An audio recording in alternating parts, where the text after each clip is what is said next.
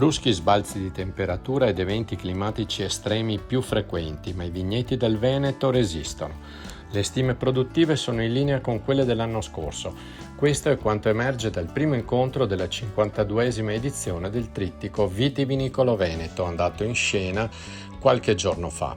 L'evento, organizzato da Veneto Agricoltura in collaborazione con la Regione del Veneto, ARPAV e CREA, è aperto dai saluti del direttore di Veneto Agricoltura Federico Caner e dell'assessore regionale all'agricoltura Dario Bond, è servito per analizzare lo stato di salute attuale dei vigneti regionali e addentrarsi nelle prime previsioni di produzione per l'annata, che ha tutte le carte in regola per ripetere gli ottimi risultati del 2025. Nello scorso anno la superficie vitata coltivata per il 75% con varietà di uva a bacca bianca e per il restante 25% con varietà a bacca nera ammontava ad oltre 104.000 ettari e la produzione totale di uva si è attestata sui 14,7 milioni di quintali, più 6,8% annuale, un raccolto che ha generato 11,4 milioni di ettolitri di vino, evidenziando una crescita del 7% sul 2024. Questi numeri hanno confermato il Veneto sulle vette nazionali della produzione vitivinicola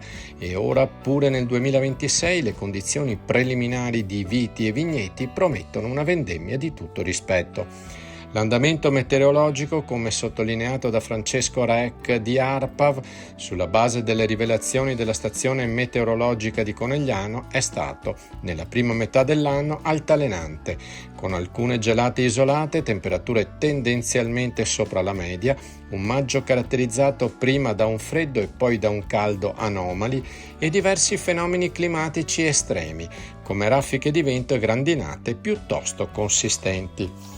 La filiera vitivinicola veneta, ha dichiarato il direttore di Veneto Agricoltura Federico Caner a margine dell'evento, nonostante i cambiamenti climatici e gli eventi geopolitici che stanno caratterizzando lo scenario attuale, continua a garantire una resa importante. A testimoniarlo il valore complessivo generato dai prodotti vitivinicoli veneti, che nel 2025 è stato di 1,9 miliardi di euro.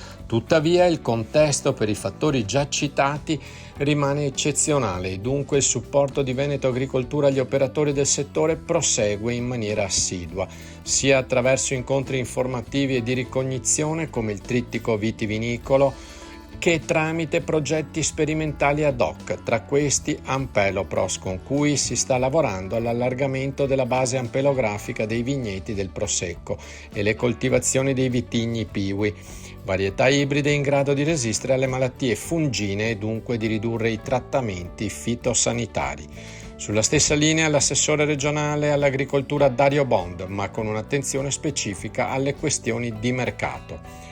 Gli appuntamenti del trittico vitivinicolo sono sempre significativi per il comparto del vino veneto, ha ricordato Bond, che soprattutto in questa fase storica, a causa del contesto geopolitico internazionale, sta vivendo un momento particolare. Finora però, come dimostrato dal 2025, il settore ha reagito bene.